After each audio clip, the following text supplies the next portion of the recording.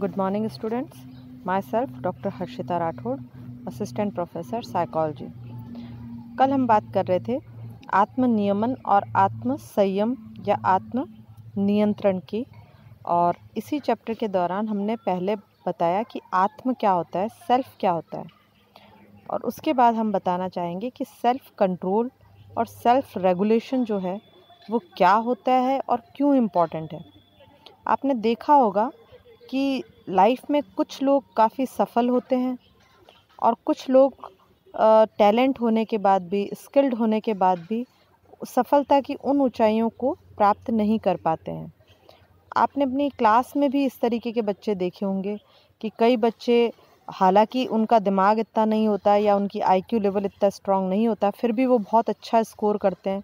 और कुछ बच्चे जिनका बहुत अच्छा दिमाग होता है, बहुत आईक्यू लेवल अच्छा होता है, कैचिंग पावर अच्छी होती है, मेमोरी अच्छी होती है, फिर भी वो उतनी सफलता नहीं प्राप्त कर पाते एकेडमिक लेवल पे। तो इसके पीछे क्या कारण है? अगर हम इसे देखें तो इसमें जो सबसे इम्पॉर्टेंट चीज़ निकल कर आती है वो है सेल्फ रेगुलेशन और सेल्फ कंट्रोल। जिन बच्चों का, जिन व्यक्ति का अपनी खुद की क्रियाओं पर नियंत्रण नहीं है, या जो अपने लक्ष्यों की तरफ अपने व्यवहार को नियमित नहीं कर सकते, उनका नियमन या रेगुलेशन नहीं कर सकते, वो लोग सफलता तक नहीं पहुंच पाते। तो ये एक बहुत बड़ा कारण है सफल और असफल होने के लिए, कि आपको सफल होने के लिए न सिर्फ आप में स्किल या आप में टैलेंट होना पड़ेगा, आपको मेहनती भी आप हो सकते हो, लेकिन आपको सेल्फ रेगुलेट और सेल्फ कंट्रोल्ड होना पड़ेगा।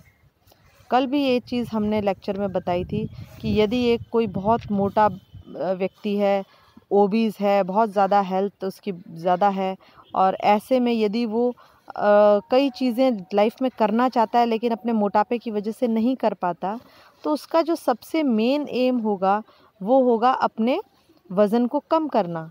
अब इस उद्देश्य की वो प्राप्ति कैसे कर सकता है? सेल्फ कंट्रोल और सेल्फ रेगुलेशन से। उसे कई चीज़ों पे अपनी कई क्रियाओं को नियंत्रित करना पड़ेगा और कई कार्यों को, कई व्यवहारों को नियमित करना पड़ेगा, नियमन करना पड़ेगा, उनका रेगुलेशन करना पड़ेगा कि वो उसे वज़न कम की तरफ लेकर जाएं।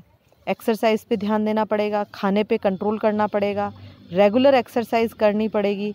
तो ये सारी जो चीज़ें हैं ये दर्शाती है कि लाइफ में सफल होने के लिए सेल्फ रेगुलेशन और सेल्फ कंट्रोल जो है वो बहुत ही इम्पॉर्टेंट है। इसमें भी आप देख सकते हैं खराब निष्पादन के कई कारण हो सकते हैं। अत्यधिक कार्य पर टालने की प्रवृत्ति, अंतर्द्वंदात्मक गतिविधियाँ, करियर संबंधी लक्ष्यों के बीच में भ्रम की स्थिति, अनुशासनात्मक अभाव। तो ये सारे चीज़ों को नियंत्रित करना पड़ेगा। जब आप में ये सब चीज़ें होंगी तो आपका चाहे टैलेंट हो, चाहे स्किल्ड हो आप, लेकिन आप अपने लक्ष्यों को प्राप्त नहीं कर पाएंगे। तो इन सब को आपको रेगुलेट करना पड़ता है। तो इस तरीके से हम समझ सकते हैं कि आत्म नियमन और आत्म कंट्रोल या नियंत्रण जो है वो लक्ष्य प्राप्ति में बहुत ही महत्वपूर्ण होते हैं और एक सहायक के कार्य करते हैं। और जब आप लक्ष्य प्राप्त करते हैं तो नेचुरल है, उससे न केवल आपकी वेलबींग अच्छी होती है, आपका मेंटल हेल्थ अच्छी होती है, आप में पॉजिटिविटी रहती है, आप लाइफ की तरफ एक सकारात्मक सोच के साथ आगे बढ़ते हो। और यदि निरंतर किसी व्यक्ति को असफलताएं मिलती रहे तो वह पॉजिटिव नहीं रह पाता, ना ही उसकी मेंटल हेल्थ या वेलबींग अच्छी रह पाती है। तो इस तरीके से पॉजिटिव साइको या पॉजिटिव बिहेवियर के लिए सेल्फ रेगुलेशन और सेल्फ कंट्रोल बहुत ही इम्पॉर्टेंट चीज़ें हैं जिन पे ध्यान दिया जाना चाहिए। आप देख सकते हैं कि समय के साथ व्यक्ति अपने, एक इम्पॉर्टेंट जो मैं बात बता रही हूँ कि व्यक्ति टाइम के साथ ये सेल्फ नियमन या सेल्फ रेगुलेशन जो है ये बचपन से नहीं होता बच्चे में। ये धीरे धीरे जैसे जैसे वो ग्रो करता है, जैसे जैसे वो परिपक्व होता है, मैच्योर होता है, वैसे वैसे ये चीज़ें उसमें आनी स्टार्ट होती है। आप एक छोटे बच्चे को देखिए, यदि उसे कोई आप एग्ज़ाम में या कोई कॉम्पिटिटिव एग्ज़ाम के लिए रखेंगे तो वो ये ध्यान नहीं देता कि मुझे इसमें बहुत अच्छा स्कोर करना है या मुझे जीतना है, बल्कि वो उसका ध्यान डिस्ट्रैक्ट हो जाएगा। दूसरे बच्चे क्या कर रहे हैं, वो क्या कपड़े पहन के आया, उसने कैसे लिखा, इन सब चीज़ों में। लेकिन जैसे जैसे बच्चा बड़ा होता है उसमें इन चीज़ों की समझ आने लगती है कि उसके लक्ष्य क्या हैं। उस लक्ष्य को प्राप्त करने के लिए उसे अपने जो डिस्ट्रक्टिव बिहेवियर्स हैं, जो विचलित करने वाले व्यवहार हैं, जो उसे लक्ष्य से दूर कर रहे हैं, उन्हें नियंत्रित करना पड़ेगा। तो ये चीज़ें जो है, ये जो नियमन और नियंत्रण है, ये मैच्योरिटी के साथ और अच्छे से निखर कर आता है, बचपन से नहीं होता। और इसीलिए इसमें हम एक और चीज़ जोड़ना चाहेंगे कि जब व्यक्ति लक्ष्य प्राप्ति की तरफ होता है तो 2 चीज़ें इम्पॉर्टेंट होती है। एक तो है एग्ज़ामिन सेल्फ डायरेक्शन, यानी अपना स्वयं का जो निर्देशन है उसकी जांच करना, और दूसरा है इच्छाप्रद गतिविधियां या इंटेंशनल एक्शंस। ये 2 इम्पॉर्टेंट चीज़ें हैं। इंटेंशनल एक्शन का मतलब है लक्ष्य की तरफ आप जो भी कार्य करेंगे वो आप इंटेंशन के साथ करते हैं, वो आपकी इच्छा से होते हैं, स्वतः नहीं हो जाते। तो आपको जब भी किसी लक्ष्य की तरफ आप हैं तो एक काम तो आप ये करेंगे कि आप अपने सारे एक्शंस को अपनी इच्छा अनुसार उस लक्ष्य की तरफ मोड़ते हैं, और दूसरा है आप अपने सेल्फ डायरेक्शन को एग्जामिन करते हैं। जिस तरफ, जिस दिशा की तरफ आप जा रहे हैं उसको फिर से आप एग्जामिन करते हैं कि ये दिशा, ये रास्ता क्या आपको लक्ष्य तक पहुंचाएगा या नहीं।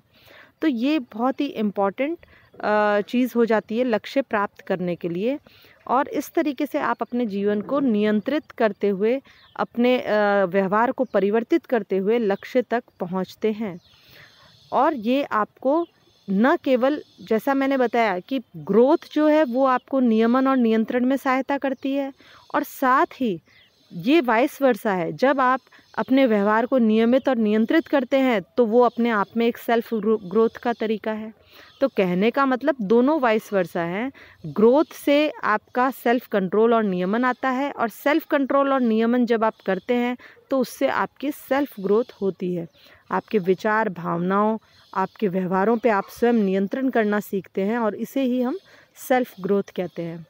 अब ये व्यवहार को हम नियंत्रित और नियमित किस तरीके से करते हैं, इसके 2 तरीके बताए हैं, 2 संभव प्रकार बताए हैं। पहला है प्राइमरी कंट्रोल। प्राइमरी कंट्रोल का मतलब है कि यदि हमारा कोई लक्ष्य है और हम लक्ष्य तक पहुंचना चाहते हैं तो एक तरीका तो ये है कि आप अपने जो बाहरी वातावरण है आसपास का, उसे इस तरीके से परिवर्तित कर लें अपने प्रयासों द्वारा जिससे कि लक्ष्य प्राप्ति में आपको सहायता मिले। फॉर एग्ज़ाम्पल, अगर एक बच्चे का एम है एग्ज़ाम्स में अच्छे मार्क्स लाना, तो वो अपने आसपास के वातावरण को कैसे बदलेगा। सपोज़ वो स्कूल कॉलेज जा रहा है, वहाँ पढ़ाई हो रही है, लेकिन वहाँ पे हो सकता है किसी सब्जेक्ट का टीचर नहीं है, या स्कूल में कॉलेज में पढ़ाने के बाद भी उसे कोई चीज़ समझ नहीं आ रही, तो वो क्या कर सकता है, वो और अलग से कोचिंग ज्वाइन कर सकता है, या कोई ऑनलाइन टीचिंग हो रही है तो उसको वो ज्वाइन कर सकता है, या वो किसी फ्रेंड से नोट्स ले सकता है जिसने अच्छे बनाए, या वो अपने फ्रेंड से ही कोई टॉपिक जो उसे नहीं समझ आ रहे वो समझ सकता है।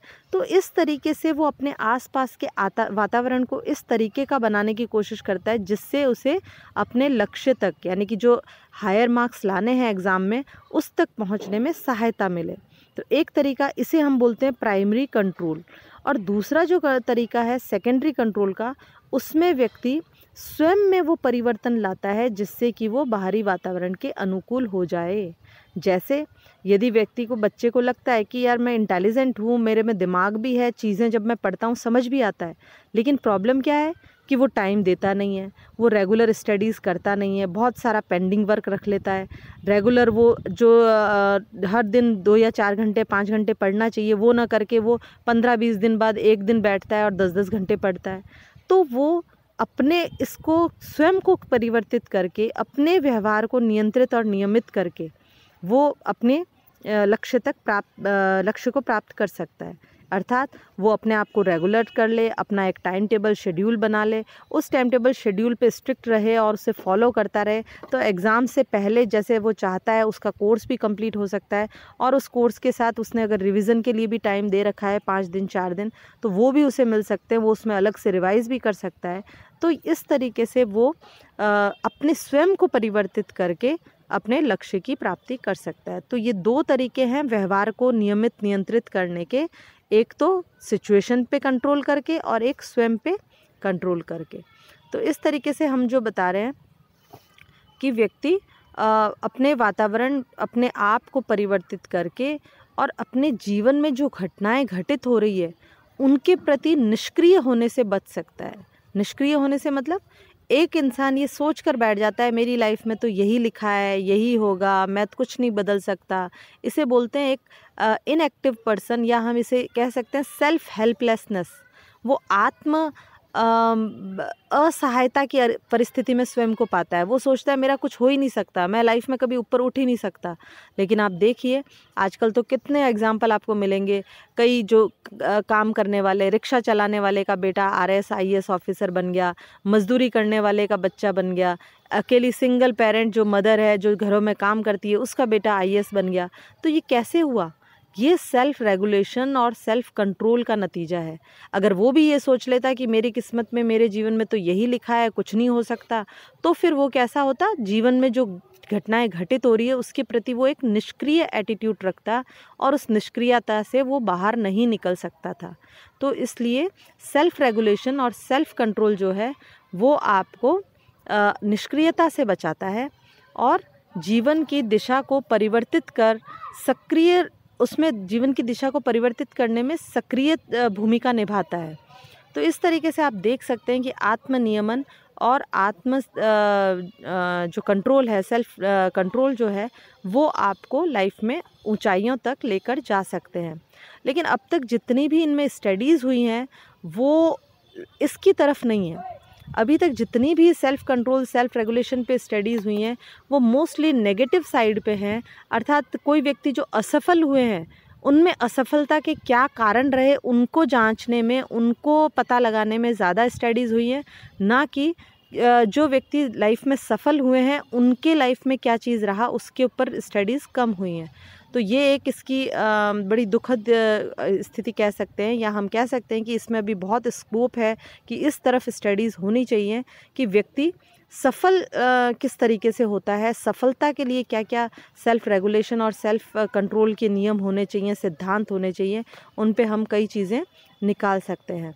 तो सबसे इम्पॉर्टेंट चीज़ यही है कि आत्मनियंत्रण की जो चुनौतियां हैं उनको हमेशा वो हमें याद दिलाती हैं कि हमें किस तरीके से पॉजिटिव लाइफ की तरफ बढ़ना है, नकारात्मकता को हटाना है। और सेल्फ रेगुलेशन और सेल्फ नियंत्रण जो है, कंट्रोल, इन दोनों की पारस्परिक निर्भरता और इन दोनों का जो संबंध है उसी के द्वारा जीवन में व्यक्ति सकारात्मकता की तरफ बढ़ सकता है। तो इस तरीके से हम ये देख सकते हैं कि ये दो कंसेप्ट बहुत ही इम्पॉर्टेंट है। आगे के लेक्चर में हम इनके परिभाषा और इनकी सिद्धांतों के बारे में बात करेंगे। Thank you.